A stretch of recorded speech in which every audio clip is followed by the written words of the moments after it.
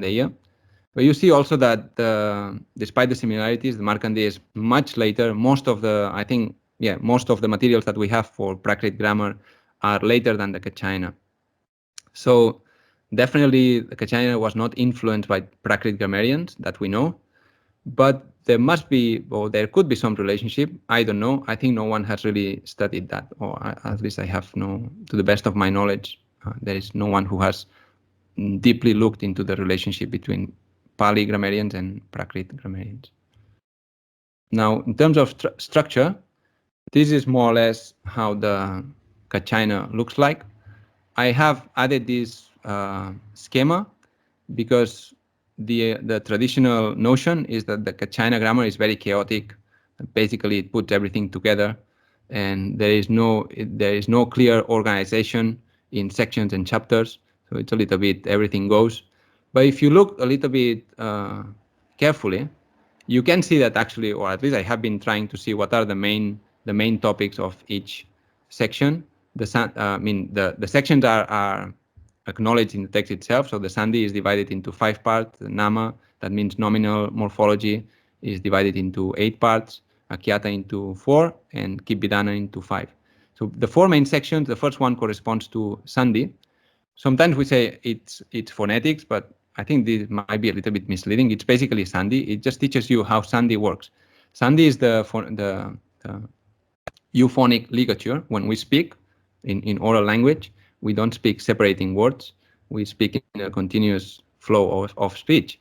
And when we connect 2 words in real oral speech, the last sound of one word and the first sound of the next word, they coalesce, and they influence each other, they affect each other, and they might change because of the context. So that is what creates Sandhi. Sometimes because of the position of the sounds, some sounds disappear or they change.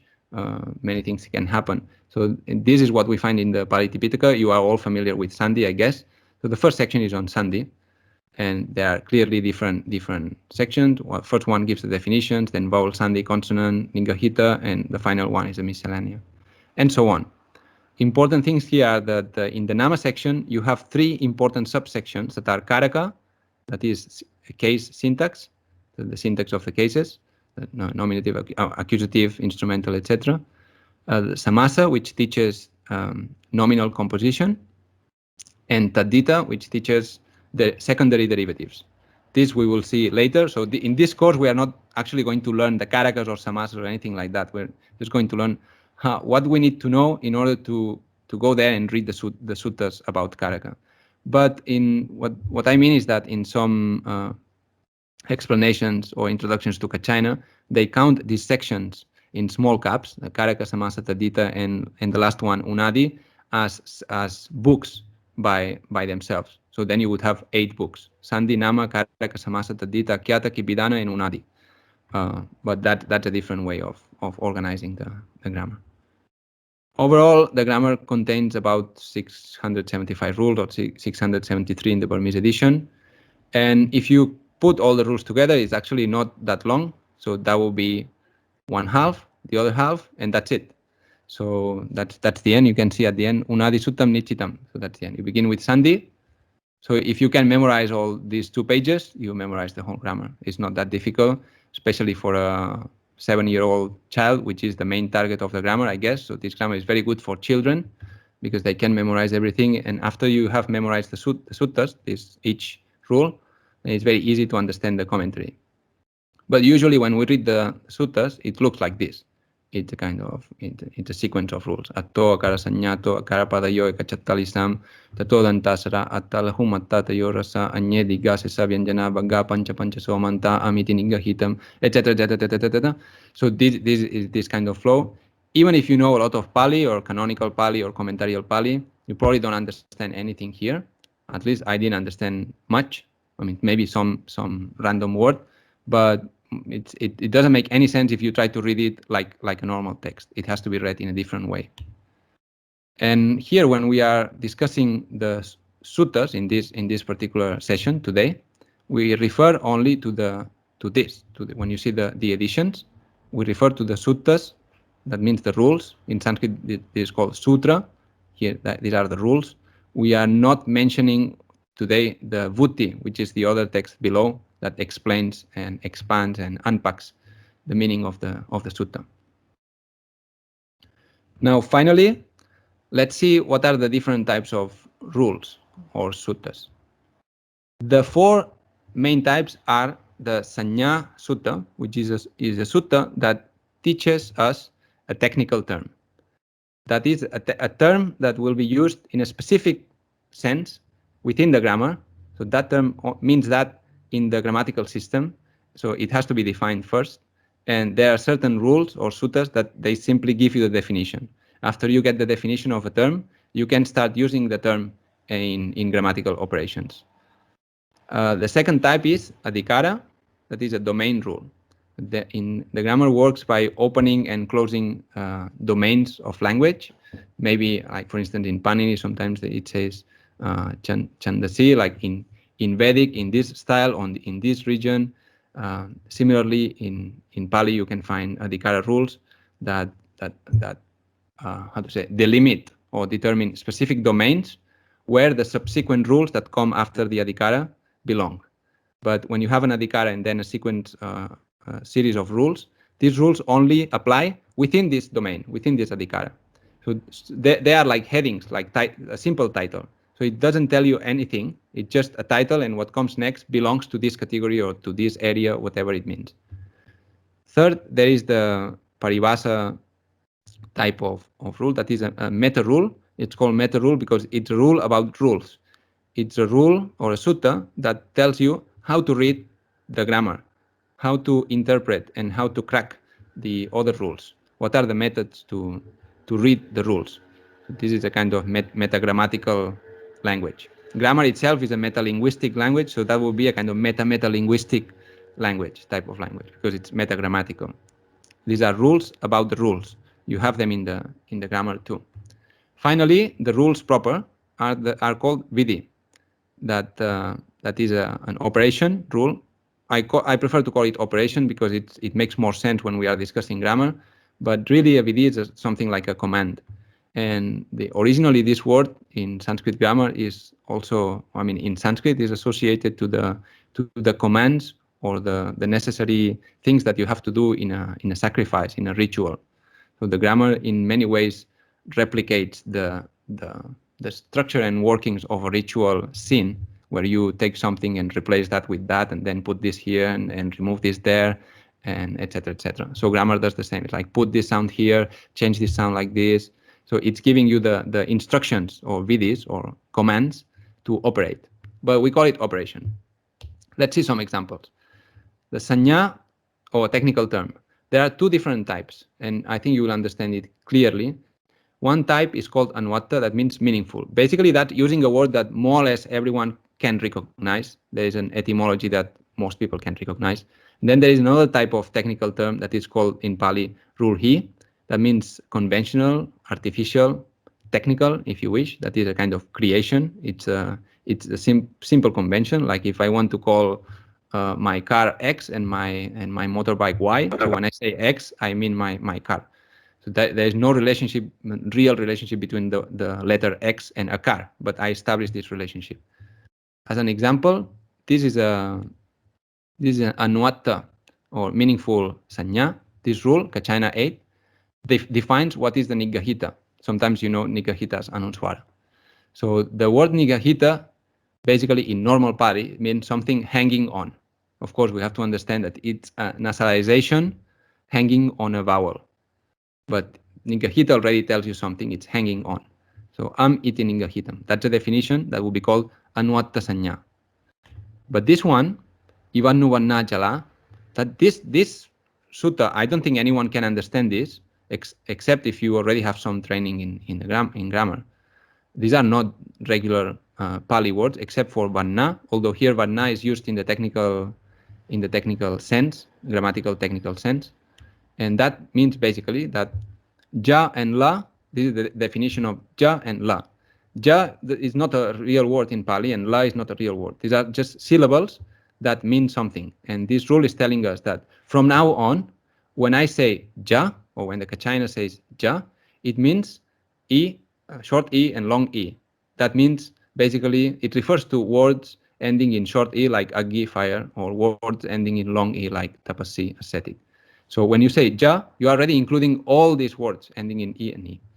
And when you say la, you are including all the u and u endings, so short u and long u, like bhikkhu, lokavidu, etc. So this is an example of rule hi sanya, a purely conventional type of sanya or technical term.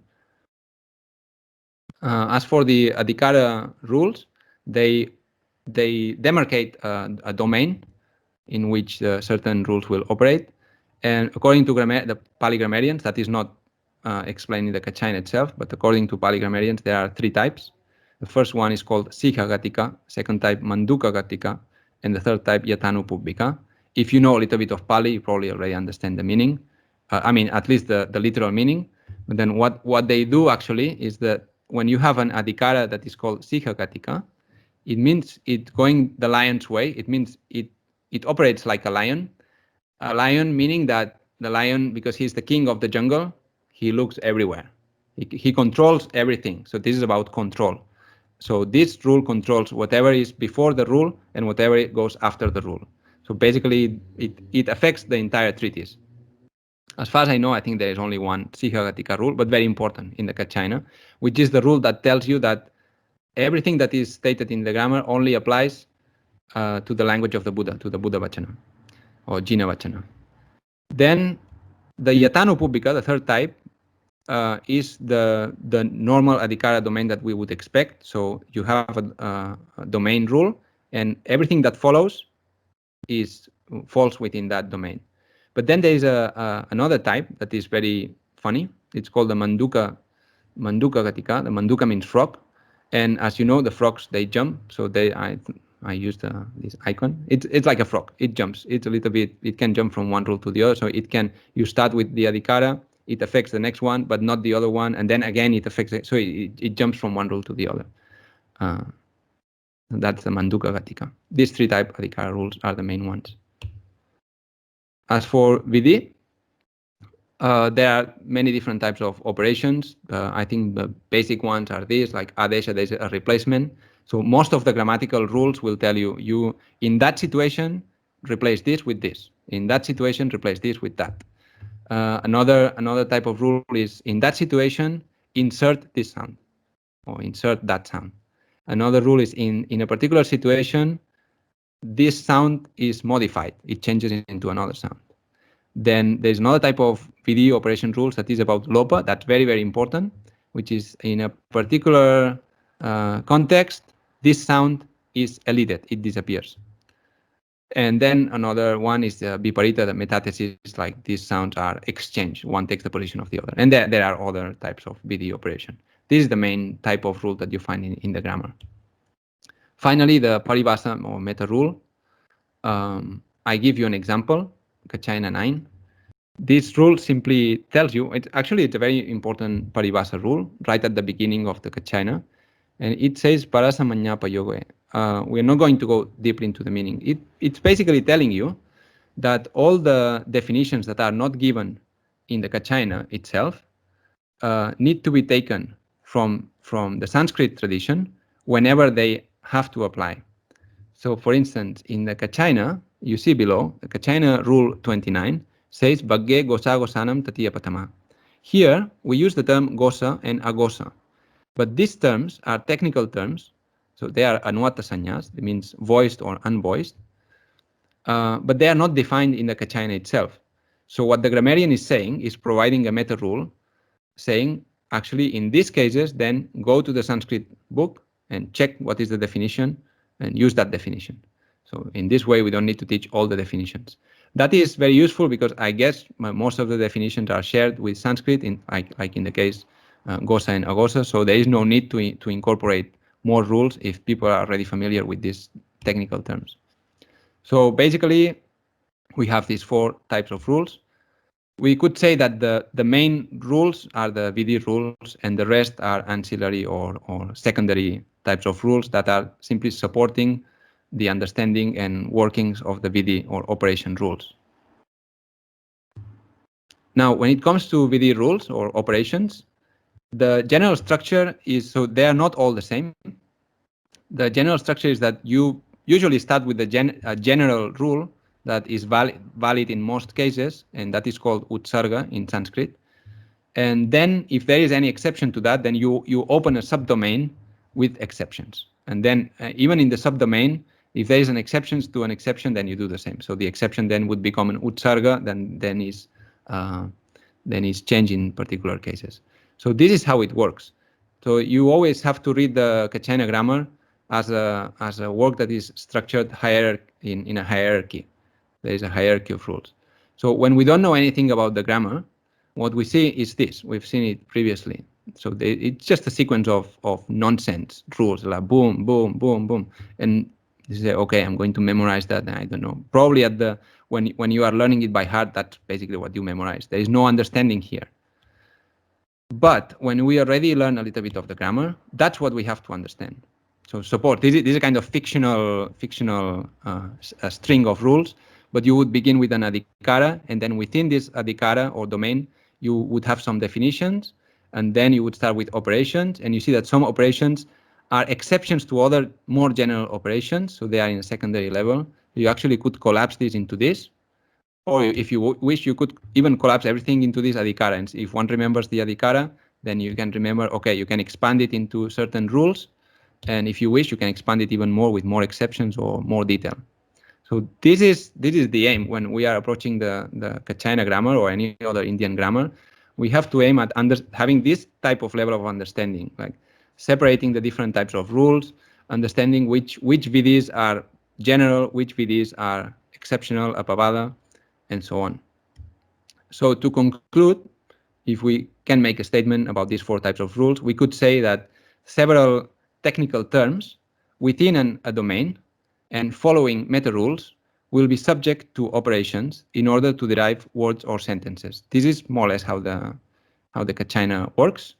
So today we've seen an overview and we've seen the 4 types of rules. This will be, of course, the lecture will be online, and then I will also share the slides if you need it. And the next day we will continue with more. Thank you very much.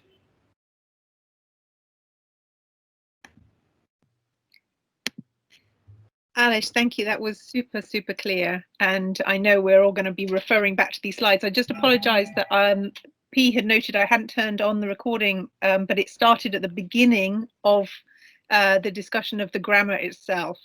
So maybe we'll ask you at some point to re-record the background history, which is also absolutely fascinating. No problem. Are you available to take questions from people now? Of course, yeah. Plenty of time from my side. Just to remind people, it's being recorded, and if you don't want to speak, you can chat, send your question in the chat. So if you have a question, please unmute and ask.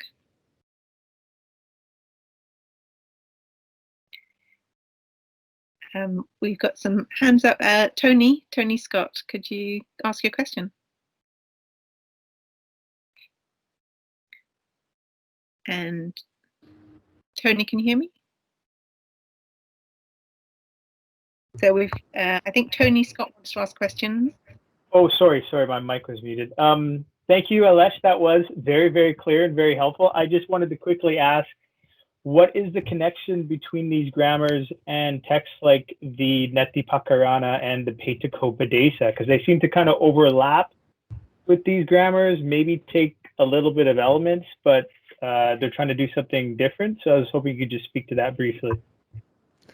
Yeah, thank you very much. That's actually a very good question. Even in the tradition, it is the Kaccāyana is, in some traditions at least, is ascribed to Mahakaccāyana, like the Netipakarana, as you say, which is a work that has been preserved, and like the Mahanirutti, which has not been preserved but is quoted in some places. So the Kaccāyana and the Mahanirutti are what we would call grammars, but the Netipakarana is a treatise on exegesis, if you wish, probably. So I would say that the difference would be that the Netipakarana is a kind of next level kind of teaching. You already know the grammar, but then you are analyzing the structure of the thought or the philosophy behind the Buddha's teachings. Whereas the grammar itself, it only teaches you how to derive words. And when I use the term derivation, that's very common in Indian grammar. What that means is, so the general understanding, and I'm trying to simplify, is that they understand that the speech comes from an intention of speaking, or there is a thought and an intention of saying something, And this thought corresponds to certain realities. And these realities are somehow related. And these realities, they have certain features. For instance, if I am thinking about one tree, it's only one. But if I'm thinking about the forest, there are many trees. So the grammatical category of the singular corresponds to those objects which are singular. So there is a direct connection. Whereas the grammatical category of plural corresponds to the category of the plurality in the real world.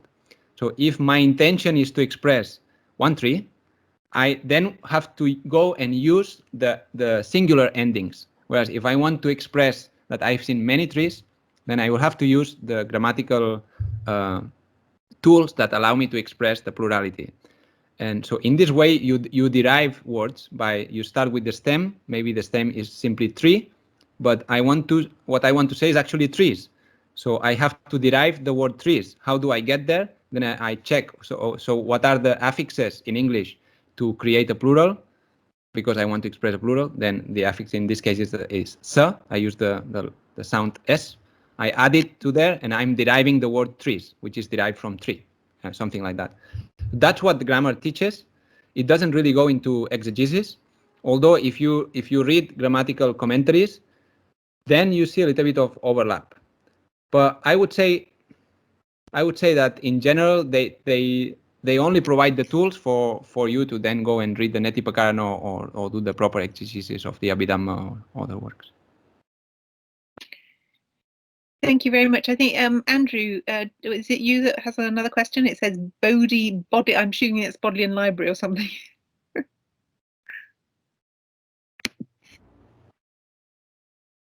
Hello, this is Andrew Skill. I'm not sure which Andrew you're referring to, but I don't have a question about the Bodleian Library. No, but your name comes up as Boddle rather than Andrew, so I was just getting yes, you. Right, okay, that's my login reference. Thank you, Aleix. That was really fantastic, very clear and very informative. I have several questions, but I'll ask you one. You say that the Kaccayana grammar is essentially oral, but as far as I can see, there's absolutely zero repetition in it. Doesn't this completely undermine the received theories of orality regarding Pali literature, which insist that the orality is demonstrated by endless repetition? That's a good point. Yeah. Of course, that's a very good point. I think that would deserve some previous study before I answer. But I think yes, it undermines the received ideas about orality. That is for sure. Because I don't think that, for the same reasons that you could say that repetition is for the sake of memorization, you could say the opposite, because if you memorize it, you don't need to repeat it. So I think the repetition has more to do with the performance. And Absolutely. when that's my point. We are not going to discuss that, but my point is that in the grammar, you are aiming at a totally different aim. Sorry about the redundance. You are aiming at maximum parsimony, maximum simplicity. You want to make it as short as possible. So repetition in grammar is seen as a great sin, actually. You can go to hell if you repeat stuff in grammar. That's why that we are going to see in later sessions that there's a lot of compression of information. And when you are reading a rule, you have to read lots of things that have been said before that rule, but you have to understand them. So you don't need to repeat information that has been already stated. Now, when I say that the Kaccayana is an oral treatise, I mean that also from a cognitive point of view, because the idea is that if you wish, maybe instead of saying oral is a mnemonic treatise, is something that you have to memorize. Unless you memorize it, it doesn't make much sense, because if you read the commentaries, you will see that when you reach one rule, in order to understand this rule, not only you have to trigger previous rules, but rules that come afterwards. So the ideal state of affairs is that you have memorized the suttas, the string of rules, which doesn't take much time for a child, I think. And then you go with the teacher, and the teacher say, now we are here. You remember what comes later, so you have to connect this thing with that, and this thing with that. And that's part of the oral teaching, I would say. And so you have to recite and memorize the grammar. That's the ideal way of studying it. That's definitely not what we are doing here, but maybe after the introduction, we can all memorize. I don't know, if you have time. Sure. Wonderful, thank you. Aleix, I wonder if it might be easy if you stop sharing your screen now, and then we'll just see. Oh yeah, I forgot. That would be great. Venerable Phyo Baso, I think you have a question.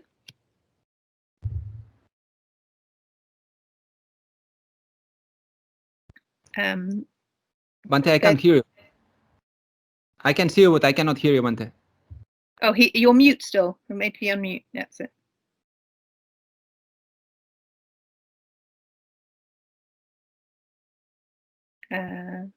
Maybe while Venerable Phyo Baso is sorting out his mic or whatever is needed, I could ask a couple of questions myself. So one of them is, you mentioned for some of the definitions we have to turn to Sanskrit. Yes.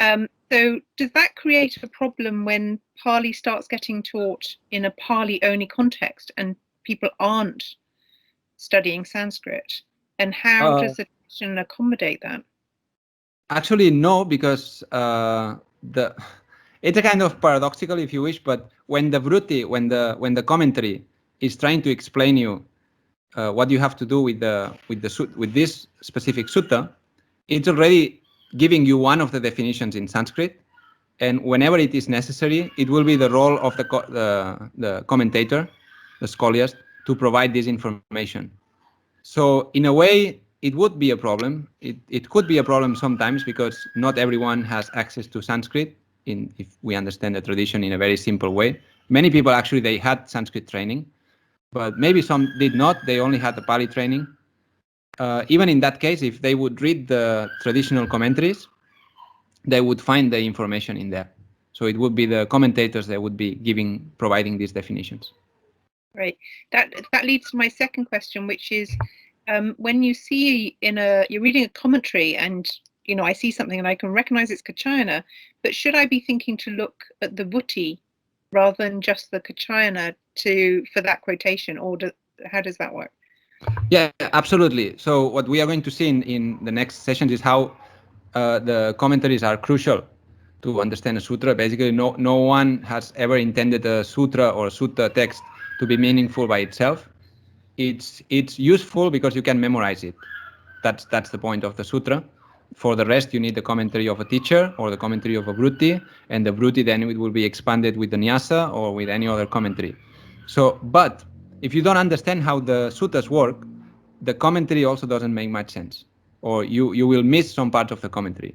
So that's why today in this introduction, I wanted to simply show that there are different types of rules, and I think that's very important. If you have this framework in mind, then the understanding the commentaries will be much easier. Actually, very, very easy. Great, thank you. Venerable Phyo Baso, are you able to ask your question now? I see your hand is still raised. In the meantime, I think Andrew has a question as well. So yeah, Andrew, perhaps... you put your question in chat. Do you want to ask it? Excuse me. You need to unmute yourself, Andrew. Yeah, I've just done it. Yeah. Is it? Aleix, you mentioned one Sihagatika rule, which, as I've noted, it only applies to Buddha Vachana, and I'm curious about what is excluded by that. Does that mean other Pali? Does it mean commentarial Pali? Does it mean other languages? I'm curious. That's a very good point. I think, yeah, what is the Buddha Vachana? If we stick to what the Kaccayana is teaching, and if we accept that the grammar should be doing what the grammar tells that it is doing, that means the Tipitaka and the commentaries. The commentaries also count as the commentaries means the Atthakatha or Buddhaghosa and other teachers. That would be the Buddha Vachana, according to this rule. But then I guess the label can be extended in some occasions. If the usage corresponds to the usage of the canon, then it's also Buddha Vachana. It's appropriate to the Buddha Vachana. But what he's trying to say is that he's not going to teach that you find in other grammatical or philological treatises in Pali, where they say that they are not going to teach everything about the language or linguistics, but only what is relevant to the study of the Tipitaka. Okay. Great, thank you. Great. Does anyone else have any questions? We're coming to the end of the time. So Venerable Phyo Busso is having problems with his mic. Venerable Phyo Busso, would you like to type? Oh, he has the question. Great. So his question is a good question about how to start learning. How to get yourself familiar with Kaccayana. I guess we're starting in a good place right here.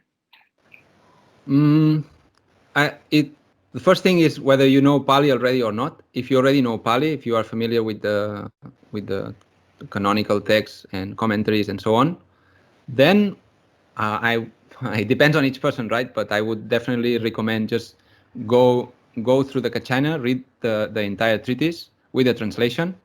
I think Shin Titsana's book in 2 volumes is quite good because it gives a lot of details that he has found in commentaries.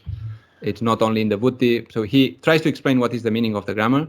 Otherwise, there are other translations. What I did in my day is to read Senart's translation again and again. So at least 3 times the whole, cover to cover, as if it were a novel or something like this, just to get familiar and to see how it looks like as a whole. What happens is that in many universities, when we read texts, we just read bits and pieces.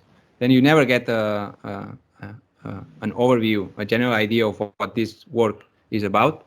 So I would recommend to read again and again and repeat again and again until it starts sinking. I'm still reading it. I mean, I've read it, but I don't know it by heart. So I keep reading it and studying it. So it's not a book that you just learn. And I mean, I guess some people can do that. I cannot do it. You just keep studying it. And then there are things that don't make much sense. When you can read commentaries, try to read commentaries. But you start with the Kaccayana Sutta and the Buddhi with some good translation with notes, or 1 or 2 translations, like the one of Venerable Bhikkhu Nandisena and Shin Titsana, and keep reading that until you feel that you understand. Then you can go for larger commentaries. Thanks for that. Venerable Phyo Busso is working with me and Kings, and his Pali is excellent. So he did level 9. So it's interesting that in Burma, never get to that level without China, but in Thailand, without some grammar. I couldn't understand because of the feedback. I don't know. So sorry. I was just saying that Venerable Phyo Busso has level 9 in Pali education in Thailand, but got there without Kaccayana. Whereas in Myanmar, we wouldn't expect someone to be very high level Pali without Kaccayana. So I think since the late 19th century, early 20th century, we've had this divergence in how Pali is learnt. And the Thai system was very much influenced by Western linguistics at that point, and that also influenced the modernist wing of the Cambodian monastic lineages. And so we've got this split between Kaccayana-based Pali studies and those that actually don't learn Kaccayana. Yeah, that's right. From what I know, and my knowledge is very limited here, so I'm just talking about personal experience, really limited. But I've seen that even in Myanmar, some people complain, but I'm never sure about what they complain about. So are they complaining about the Kaccayana, or are they complaining about the way the Kaccayana is taught? It's not very clear. I have been teaching Kaccayana myself to people who already learned or tried to learn Kaccayana, and they could not make it. Maybe because some systems of learning are based on memorization. And in memorization, it is very important, at least in the Indian tradition, also in the Vedic tradition. The whole point is that you should not understand. Nowadays, people complain about that because we all want to be free and we are all liberals and we want to understand, we want to be ourselves.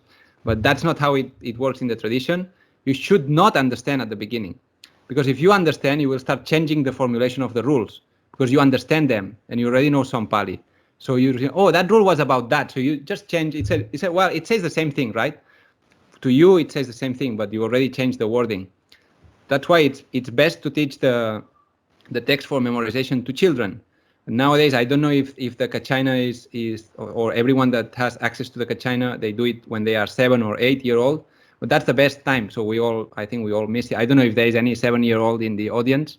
In that case, that person is in a good position. So when I say that, yeah, I think it's true that the Kaccāyana is seen as one of these aspects of monastic education that should be abandoned, because it's not Buddha Vachana anyway. It's something that came later, and there is no harm in abandoning that. That's not the teaching of the Buddha. And that also explains why the manuscript tradition of the Kaccāyana is a little bit messy. That's what Olepin explains. If you see the critical edition of Olepin for the Pali Text Society, he has not used even one manuscript. I mean, you have to think that the Kaccāyana grammar is one of the Pali works of which we have more manuscripts available. There are probably thousands, I don't know if hundreds of thousands, because you find Kaccāyana manuscripts in every monastery. But precisely because of that, and precisely because it is not Buddha Vachana, everyone felt, authorized and eligible to add notes and change things. And so when you compare different manuscripts of the same work, they don't read exactly the same. So what he did was he tried to read a few versions of the Kaccāyana in printed editions, together with all the string of commentaries, and tried to see what the commentator in the 10th century was reading when he was reading the Kaccāyana, what the commentator in the 12th century was reading when he was reading the Kaccāyana in the commentary, and so on and so forth. So he has been trying to reconstruct the Kaccāyana text internally from the commentaries. But there is no way you can reconstruct the text from manuscripts. As far that's what, as long as Pin is concerned, he says that was impossible. He had checked manuscripts, but so you have a critical edition without manuscripts, which is very awkward. But that is related to the fact that the Kaccāyana is not considered Buddha Vachana, and some people might feel that you can definitely learn Pali without the Kaccāyana. I subscribe to that opinion. It's totally true. My interest in the Kaccāyana is not because I want to learn more Pali. It's because I want to understand the tradition of Pali learning, which is a different thing. But that doesn't mean that it doesn't help me to understand Pali. It does, but it's not a sine qua non. It's not totally necessary. That's great. That you've answered a question that came in the chat from Moore about how important it is to learn Kaccāyana for understanding of Pali. I think it particularly helps with commentaries to understand what the commentaries are saying, how they're interpreting the meaning. If you are okay to carry on, Aleix, we have another question from Robin. Robin, would you like to ask your question?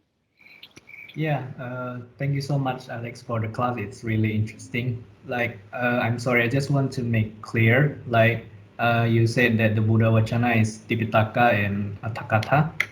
How about the Tika? Is it also included? I don't think so. I don't think Tika is included in the Buddha Vachana. Oh, okay. Great. Thank you. Thank you so much. I just want to make clear.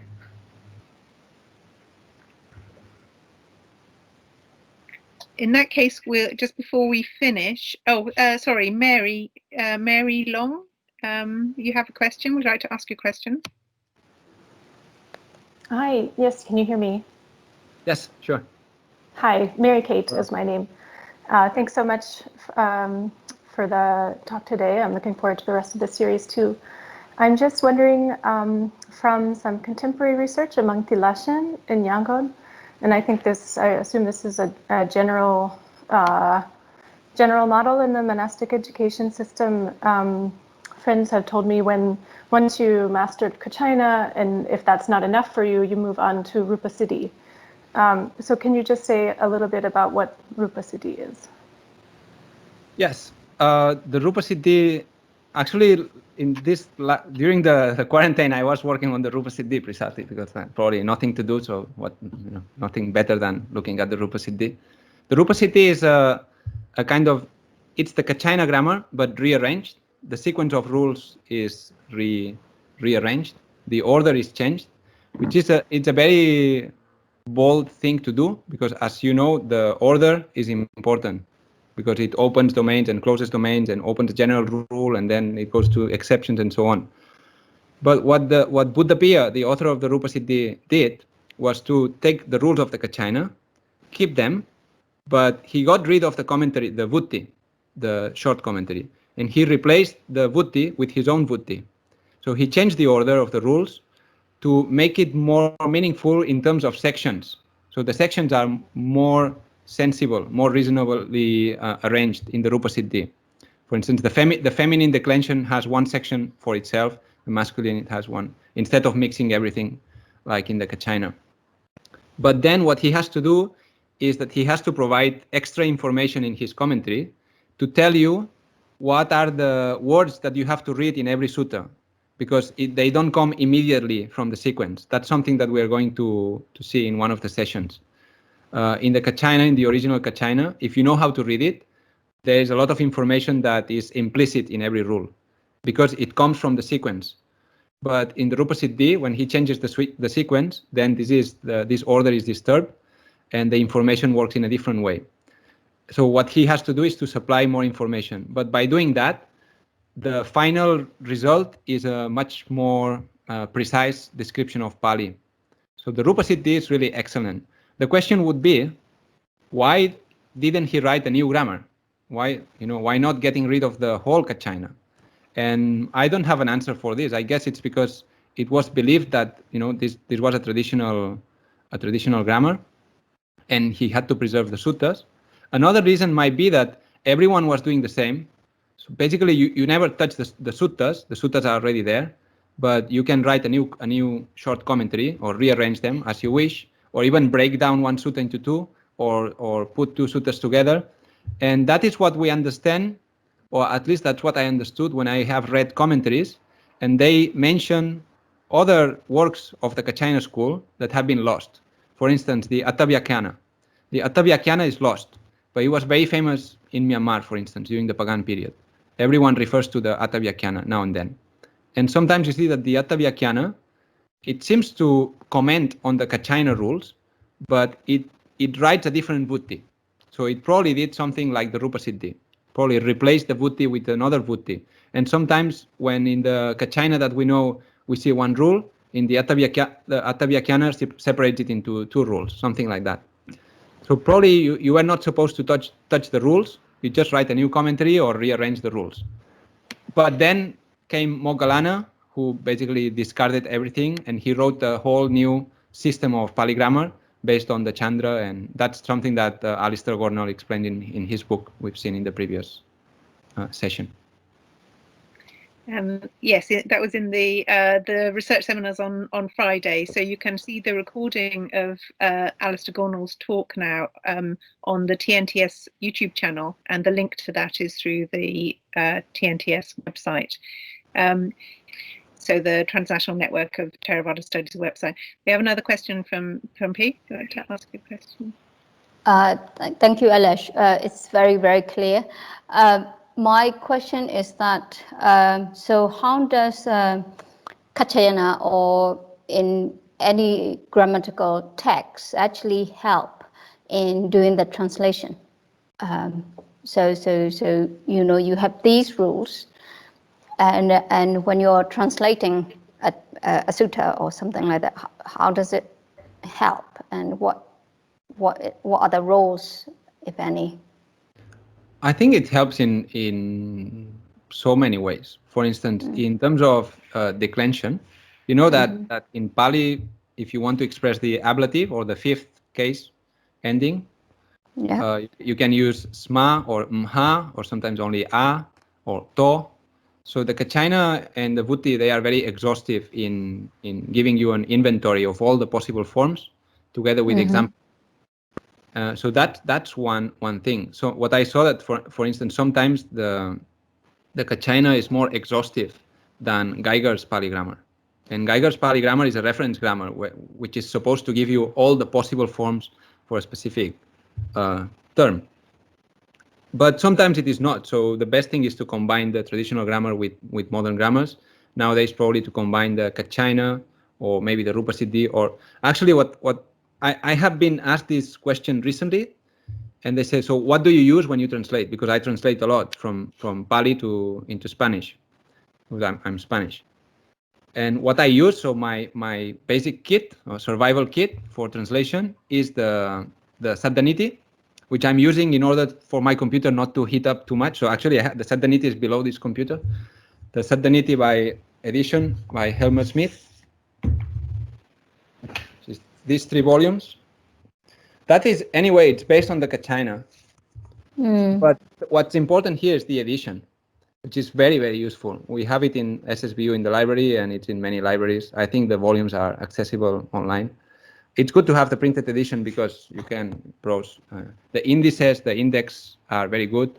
So this is a very good edition of where you have, it's a kind of encyclopedia of traditional grammar. It incorporates all the teachings of the Kaccāyana too. I think most of the Sayadaws in Myanmar would tell you that, you know, you study a Saddhaniti, you will be safe. The Saddhaniti is a much better version of the Kaccāyana. But archaeologically, if you are doing a kind of philological archaeology, the Kaccāyana is more interesting. But if you are working on a text and you want to translate, use the Saddhaniti. And I would use Oberli's Pali Grammar, which has been recently republished, or an expanded edition or version has been published by the PTS. I would use these two. These are only two books. Together, maybe it's more than 3,000 pages, but these are good reference works. And with that, you have a kind of compendium of all the Western knowledge and all the traditional Pali knowledge. So my follow-up question would be that how does the classical grammar, as you call it, is it helpful? How does it helpful in terms of translation compared to, say, modern grammar that you find?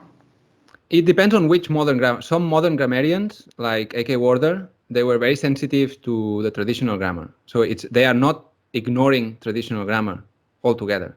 So there are some teachings from the traditional grammar that they are already incorporated in the so-called modern or Western grammar. That's why many people feel safer if you are reading Western grammars. As far as they incorporate also the traditional knowledge, they are more complete. But if you read carefully the ancient grammars, sometimes they are very helpful in nuances of meaning. So the way a specific past tense is used in a specific context, it may have a specific nuance. It also teaches you not simply grammar in a general way, but how to understand the syntactic relationships. For instance, there is no Pali syntax or general book for Pali syntax. And that is something that traditional grammars teach all the time. So for Pali syntax, you have to go to traditional grammars. And that's very important because if you are translating a text, basically you need to understand the stylistics of Pali, the style. And that is what syntax is teaching you. Oberli's in his new Pali Grammar, he says that he's preparing a third volume. There are 2 volumes. And the third volume will be a Pali syntax, but I don't know. So is going to be published or not. That's going to be the first one.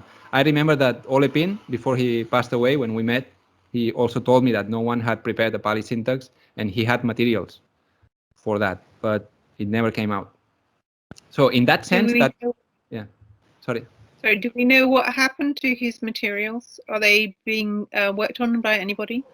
I don't know. I was in touch with his widow, and I don't know exactly what happened. I asked if there is anything, so I offered my help if there is any need. But I think maybe or hopefully all these materials will end up with someone in Europe or elsewhere who can edit it and maybe sift through it and probably use it. Because I know that Olepin was preparing a history of traditional Pali grammar. He had plenty of materials, but he only published the first part. Are there any other questions? No questions in the chat for now, just some thank yous. So perhaps we can finish up here. P, could you stop the recording at this point? Yep.